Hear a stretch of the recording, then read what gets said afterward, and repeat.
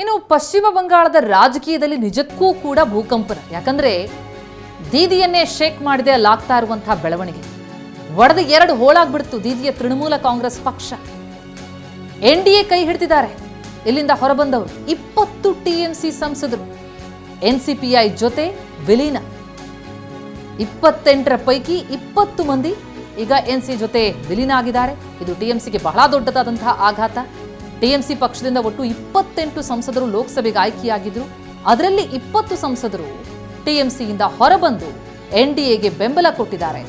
ಅಂದ್ರೆ 2/3 ಆಫ್ ಆ ಒಂದು ಸಂಖ್ಯೆಯಲ್ಲಿ ಸಂಸದರು ಹೊರಬಂದಿರೋದ್ರಿಂದಾಗಿ ಪಕ್ಷಾಂತರ ನಿಷೇಧ ಕಾಯ್ದೆ ಕೂಡ ಅನ್ವಯಿಸೋದಿಲ್ಲ. ಹಾಗಾಗಿ ಇದು ದೀದಿಗೆ ಬಹಳ ದೊಡ್ಡದಾದಂತಹ ಹೊಡೆತ. ಆಲ್ರೆಡಿ ಎಲೆಕ್ಷನ್ನಲ್ಲಿ ದೊಡ್ಡ ಹೊಡೆತ ಬಿದ್ದು ಅಧಿಕಾರ ಕೈತಪ್ಪಿದೆ. ಅಷ್ಟೇ ಅಲ್ಲ, ಈಗ ಅವರ ಪಕ್ಷವೇ ಒಡೆದು ಎರಡು ಹೋಳಾಗ್ತಾ ಇದೆ.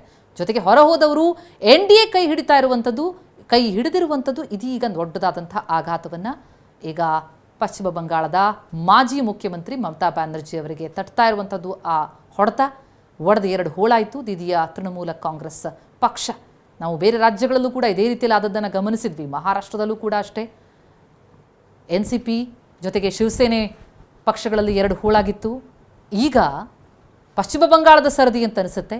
ಅಲ್ಲಿ ತೃಣಮೂಲ ಕಾಂಗ್ರೆಸ್ನ 28 ಸಂಸದರ ಪೈಕಿ 20 ಸಂಸದರು ಈಗ ವಿಲೀನ ಆಗಿದ್ದಾರೆ.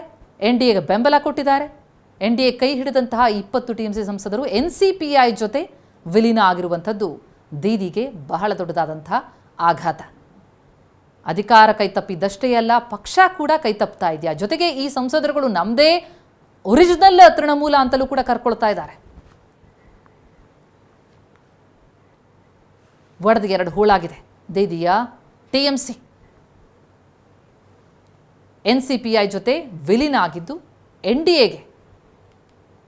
ಎನ್ಡಿಎಗೆ ಅವರ ಬೆಂಬಲ ಕೊಟ್ಟಿರೋದು ದೀದಿಗೆ ದೊಡ್ಡದಾದಂತಹ ಹೊಡೆತ.